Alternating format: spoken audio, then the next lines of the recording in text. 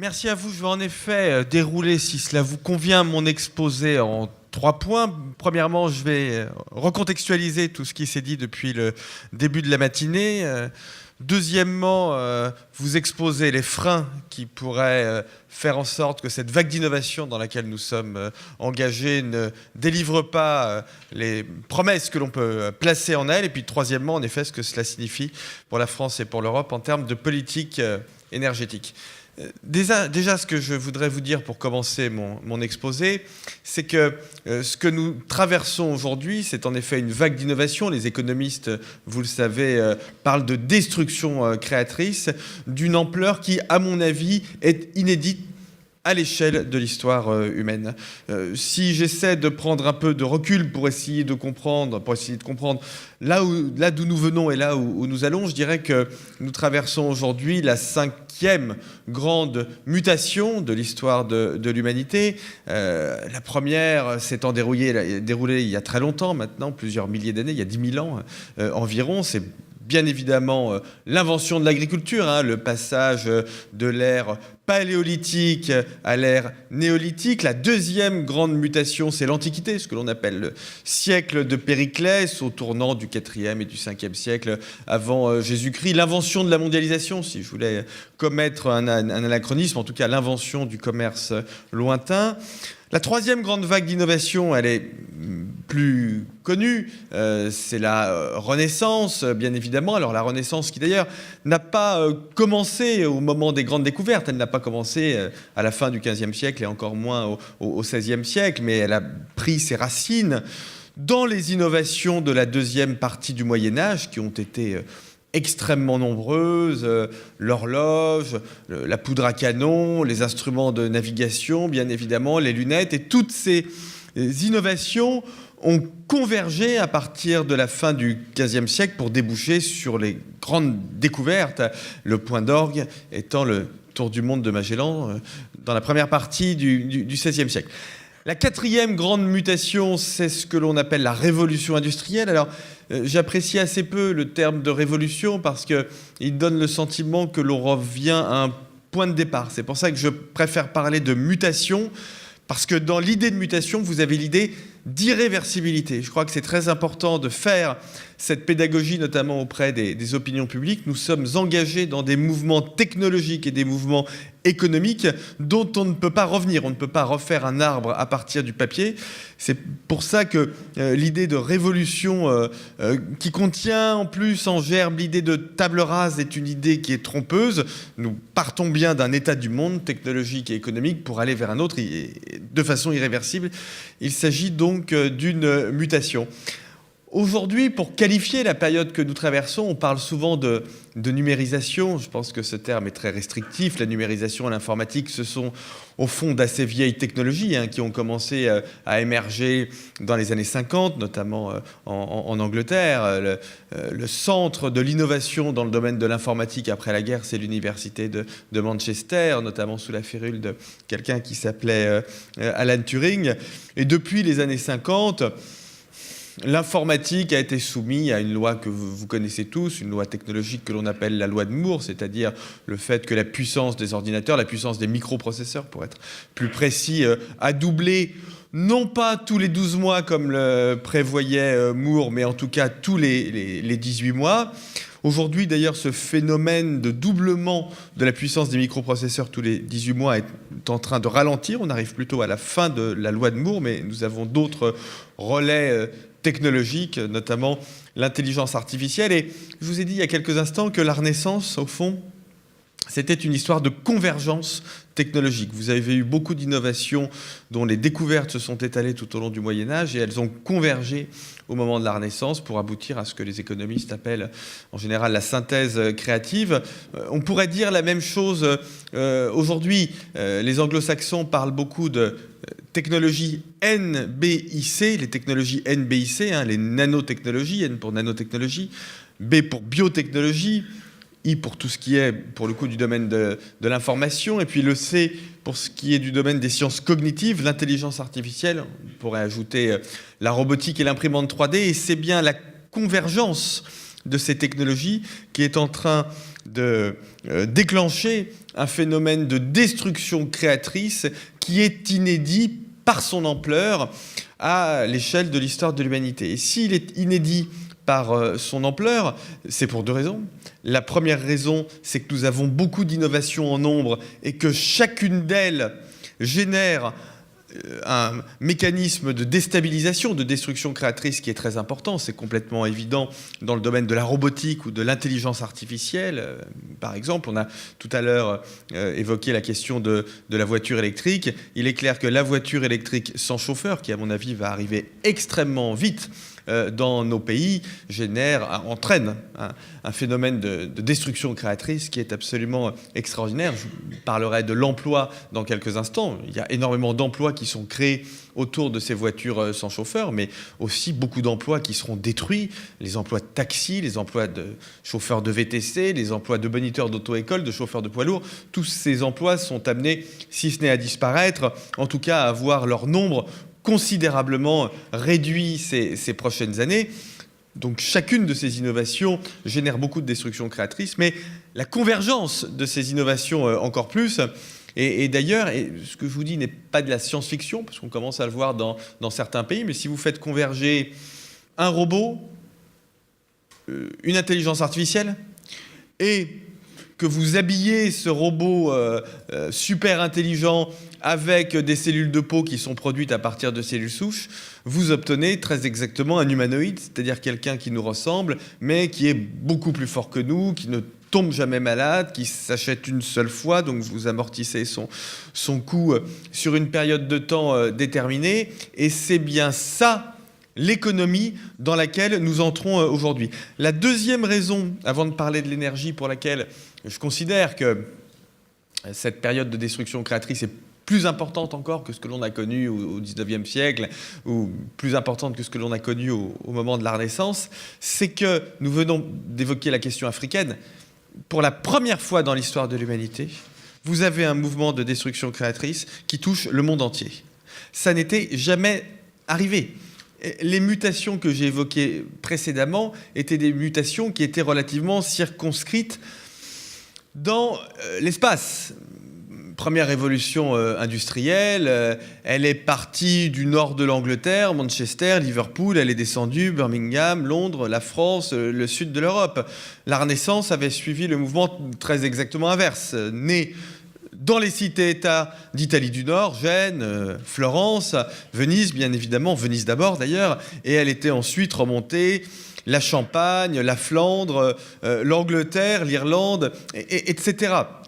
Aujourd'hui, il est plus facile de compter les pays qui ne participent pas à cette mutation que de compter les pays qui participent. Et c'est la raison pour laquelle la question africaine, en effet, est très, très intéressante, puisque vous voyez aujourd'hui, et l'électricité devient une problématique majeure, puisque vous voyez aujourd'hui en Afrique des clusters, pour employer un anglicisme, des centres d'innovation qui sont très spectaculaires. Je vais vous donner deux exemples qui sont très connus. L'un dans le domaine de la culture et l'autre dans le domaine des nouvelles technologies. Dans le domaine des nouvelles technologies, Kigali. Alors il n'était quand même pas évident il y a quelques années de penser que le Rwanda allait devenir le hub d'innovation le plus important quasiment d'Afrique subsaharienne. Mais la politique, alors on peut dire beaucoup de choses de la politique au Rwanda, bien évidemment, mais la politique économique, en tout cas, est directement inspirée de la politique de Singapour après la guerre. Et donc, l'idée, c'est de développer les nouvelles technologies et l'innovation.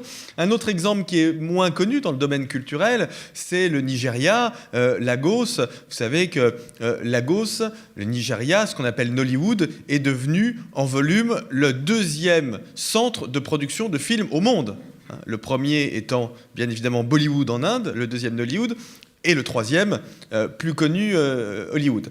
Et ça aussi, je veux dire, quand vous produisez des films, ça nécessite de l'énergie et de l'électricité. Donc vous voyez que ce phénomène de destruction créatrice, il est très important par son ampleur, par la profondeur des innovations, parce que son spectre géographique aussi est absolument inédit. Et au fond, nous avons trois défis, me semble-t-il, à relever pour faire en sorte que cette vague d'innovation puisse permettre de tenir toutes ces promesses. Parce qu'il y a véritablement des promesses. Cette innovation, elle ne se fait pas pour rien. Aujourd'hui, l'obsession des entrepreneurs, notamment des entrepreneurs de l'Ouest américain, parce que, j'allais dire malheureusement en tant qu'Européen, mais 80% de l'innovation aujourd'hui vient de l'Ouest américain, 10% ou 10-15% d'Asie et le reste d'Europe. On peut encore rattraper notre retard, mais l'avance, elle a été prise par les Américains. Et aujourd'hui, ils ont deux obsessions. Ces entreprises ont deux obsessions. Ces dirigeants d'entreprise ont deux obsessions. L'obsession du temps et l'obsession de l'espace. L'obsession du temps, je schématise, pardonnez-moi pour en reparler, mais le temps nous est compté. L'obsession du temps, justement, c'est l'idée selon laquelle on doit vivre beaucoup plus longtemps. Vivre beaucoup plus longtemps, c'est soigner les maladies d'une part, mais soigner les maladies, ça ne suffit pas, parce que même si on soigne toutes les maladies, on finit par mourir. Si vous n'aviez plus aucune maladie, vous mourriez à 120 ans, ce qui est extrêmement décevant au fond. Et donc, il faut faire autre chose. Et donc, il faut aussi lutter contre le vieillissement. Ça, c'est l'obsession du temps. Puis l'obsession de l'espace, qu'incarne bien Elon Musk, mais pas seulement. Jeff Bezos, Elon Musk, Richard Branson, alors qui n'est pas américain, mais tous ces dirigeants d'entreprise investissent aussi dans le domaine de l'espace pour une raison qui est liée à la première, directement, qui n'est pas simplement une espèce d'obsession intellectuelle ou de curiosité intellectuelle, c'est simplement le fait que si nous vivons jusqu'à 120, 150, 300, 400 ans, nous allons être obligés de devenir une espèce interplanétaire, et c'est la raison pour laquelle l'écosystème de l'espace est en train de se développer très rapidement en Asie, mais surtout aux États-Unis. Alors, les trois défis que nous avons à relever, me semble-t-il, sont les suivants.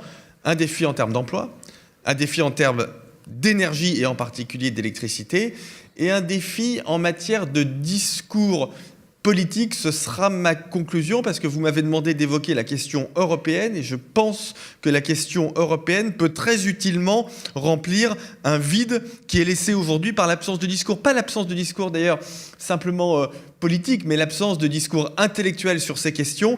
Et je ferai le lien avec l'énergie parce qu'il me semble que la question énergétique est absolument extraordinaire pour construire un discours qui soit un discours mobilisateur et qui permette de donner une direction, qui permette de donner un sens à la mutation technologique et économique que je viens d'évoquer. La question de l'emploi. Moi, je ne suis pas du tout inquiet quand je réfléchis à la question de l'emploi, ou plus exactement, quand je réfléchis à la question du travail. Pourquoi ? Parce que tant qu'il y aura des besoins qui ne pourront pas être satisfaits par des machines, il y aura des gisements pour le travail humain. Et d'ailleurs, alors pardonnez-moi, je vais faire une analyse qui est fruste, mais enfin qui est très efficace, ce ne sont pas les pays qui innovent le moins qui ont le plus d'emplois. Pour le dire autrement, les pays qui sont au plein emploi aujourd'hui, et il y en a beaucoup, l'Allemagne, la Suisse, le Danemark, le Japon, Singapour, on pourrait en prendre le Royaume-Uni, ce sont des pays qui innovent beaucoup et qui utilisent ces innovations. À l'inverse, les pays qui sont les moins innovants, notamment ceux du sud de l'Europe, sont ceux dans lesquels le chômage s'est le plus développé ces dernières années. Alors là, c'est une analyse statistique extrêmement fruste, mais derrière ça, on peut quand même mobiliser des éléments de fond. Ce qui freine le développement de l'emploi et du travail aujourd'hui, ça n'est pas l'intelligence artificielle, ce sont les déficiences de nos politiques économiques. Et je le dis souvent, c'est un peu provocateur, mais en même temps, j'ai la faiblesse de croire que j'ai raison. Non, mais on connaît les politiques qui nous permettraient de développer l'emploi et le travail dans un pays comme la France. On sait à peu près ce qu'il faut faire en matière de formation professionnelle, d'apprentissage, de contrat de travail, de coût du travail. Donc, ce n'est pas aujourd'hui la technologie qui fait disparaître l'emploi et ce ne sera pas non plus le cas demain à partir du moment où vous considérez qu'il y a toujours une différence entre l'humain et la machine. Alors, si comme le pense le directeur scientifique de Google, Ray Kurzweil, on entre dans un monde qui est un monde de post-humain où on aura tellement hybridé l'homme et la machine que du coup il n'y aura plus de différence, mais là de toute façon la question n'a plus de sens parce que s'il n'y a plus d'humanité, il n'y a plus besoin de travail pour les humains, donc on change de logique. Mais dans le monde qui est le nôtre, je crois que plus on a de technologie, mais vous le voyez vous dans vos entreprises, même vous qui êtes pour certains d'entre vous des ingénieurs, vous voyez bien, vous êtes bien placés pour voir que plus on a de technologie, plus on investit dans la technologie, plus on a besoin de travail humain. Ce sont donc, pour reprendre le langage d'un économiste, des facteurs de production complémentaires. La question de l'énergie. La question de l'énergie se pose à chaque mutation. Dans les 5 mutations que j'ai décrites, la contrainte énergétique, elle a été vécue comme une équation qu'il fallait résoudre. Alors, j'exagère un peu parce que quand on réfléchit au passage de l'ère paléolithique à l'ère néolithique, l'énergie, c'était l'énergie humaine, et le fait de se nourrir mieux, le fait de réaliser des gains de productivité dans le domaine agricole, ça a permis d'augmenter l'énergie humaine, si vous voulez. Et donc, c'est la révolution en elle-même, cette mutation en elle-même, qui a permis à l'homme de travailler davantage. On était donc dans une sorte de cercle vertueux. La question de l'Antiquité est plus compliquée, puisque vous savez que l'énergie de l'Antiquité, Aristote explique très bien ça, et d'ailleurs il s'en vante, ce qui est d'ailleurs absolument extraordinaire quand on le relit, extraordinaire au sens de surprenant, pas de formidable, c'est bien évidemment l'esclavagisme. Et d'ailleurs mon ami Étienne Klein, je trouve, quand il évoque l'énergie, converti, puisque vous savez qu'il a des dons absolument exceptionnels pour faire la pédagogie de l'énergie et de l'électricité auprès du grand public, il convertit toujours l'énergie que nous utilisons en esclaves. Je trouve toujours extrêmement intéressant. Et il explique, par exemple, qu'un Américain aujourd'hui fait travailler 400 équivalents esclaves par jour. C'est peut-être encore le cas aujourd'hui. Il s'agit bien d'équivalents esclaves. La Renaissance, bien évidemment, ça a été les moulins. La France a été très rapidement couverte de moulins à partir du début du XIIIe siècle. Bien évidemment, la révolution industrielle, c'est la substitution du charbon au bois. Moi, je pense, comme j'imagine certains d'entre vous, que la vraie problématique dont nous devons parler, c'est moins celle de l'énergie que celle du réchauffement climatique. Et d'ailleurs, bien que ça n'ait pas été dit explicitement, j'étais très intéressé de voir que dans les interventions qui ont précédé la mienne, on a beaucoup plus parlé en réalité du dérèglement climatique et du réchauffement climatique que de la question de l'accès à l'énergie en tant que telle. Pourquoi ? Pour une raison d'ailleurs qu'Arnaud, vous avez un peu dévoilé dans votre introduction. Tant qu'il y aura de l'innovation, je crois, on trouvera de l'énergie. Alors il y a toujours cette idée selon laquelle, et puis certains de mes collègues en plus en ont fait 3 tonnes sur je sais plus quoi, la Terre est ronde et les besoins sont infinis, donc il y a quelque chose qui fonctionne pas, ou la Terre est finie, les besoins infinis, je sais pas quoi. Bon. Non, pas du tout. La Terre est complètement infinie. La Terre est complètement infinie, les besoins aussi, mais la Terre est complètement infinie. Pourquoi ? Parce que l'innovation est infinie, parce que l'intelligence humaine est infinie. Et donc, de l'énergie, on en trouvera toujours. Et d'ailleurs, quand vous relisez l'historiographie, c'est tout à fait passionnant, de toutes les mutations dont j'ai parlé et des débats sur l'énergie, vous voyez que cette crainte de l'accès à l'énergie, elle revient toujours, y compris sans aller chercher Malthus, mais la plupart des économistes de la fin du XIXe siècle considéraient que la belle époque, c'est-à-dire la vague d'innovation de la fin du XIXe siècle et du début du XXe siècle, allait se heurter au mur de l'accès à l'énergie. Et ce que l'on voit en réalité, quand on s'intéresse à l'histoire économique, c'est que l'innovation, elle permet d'aller chercher de nouvelles sources d'énergie ou alors de limiter l'entropie de l'énergie. Et c'est ce que l'on voit aujourd'hui. Regardez ce que les progrès que l'on a réalisés ces dernières années dans les domaines de l'extraction du gaz ou du pétrole. Alors ce qu'on appelle le gaz de schiste ou le pétrole de schiste, bien évidemment, et j'y reviendrai dans un instant, mais elles ont permis d'augmenter les réserves prouvées de façon tout à fait spectaculaire. On a à peu près 40 ans aujourd'hui de réserves prouvées, 40 ans de réserves pas tout à fait prouvées. Ça veut dire qu'on revient à 80 ans de réserves, donc il n'y a pas de problème véritable d'accès à l'énergie. D'ailleurs, je parlais il y a quelques instants de l'écosystème spatial. Moon Express, qui est l'entreprise qui va envoyer ces vaisseaux sur la Lune ces prochains mois, a comme projet d'aller chercher sur la Lune de l'hélium-3. L'hélium-3, c'est un gaz qui est très riche en énergie. Alors Nicolas, on va quand même conclure, mais bon, le gaz de schiste, on n'est quand même pas tellement dans l'innovation verte, si je puis dire. Mais où est-ce que vous faites le lien entre l'innovation et une énergie de plus en plus verte ? Justement, notre contrainte aujourd'hui, ça n'est pas l'énergie. C'est le réchauffement climatique, c'est le dérèglement climatique. Et le verdissement qui est nécessaire. J'arrive, mais j'ai quand même besoin de 35 secondes. Allez, 40 même. La décroissance n'est pas une option. Pourquoi est-ce que la décroissance n'est pas une option? Parce que c'est un contresens anthropologique. Vous visitez n'importe quel musée dans une petite ville de province, n'importe quel musée archéologique, qu'est-ce que vous voyez? Des outils. C'est-à-dire que depuis Homo sapiens, il y a 200 000 ans, ce que fait l'homme, c'est qu'il fabrique des outils, il épargne, il investit, il essaie de réaliser des gains de productivité pour améliorer sa situation matérielle. Et donc la décroissance, c'est-à-dire le fait de consommer moins d'énergie et donc de produire moins d'énergie, c'est une impasse. Ça n'est même pas une impasse pratique, c'est une impasse anthropologique, c'est-à-dire que ça n'adviendra pas. Nous aurons 25% de demande d'énergie en plus d'ici 2040. Et donc notre seule option, c'est de verdir, comme vous l'avez dit, cette énergie. Et ce qui va nous permettre de verdir cette énergie, c'est l'alliance entre la technologie et les politiques publiques. Mais ces politiques publiques, là je m'arrêterai vraiment, mais quelles sont-elles ces politiques publiques?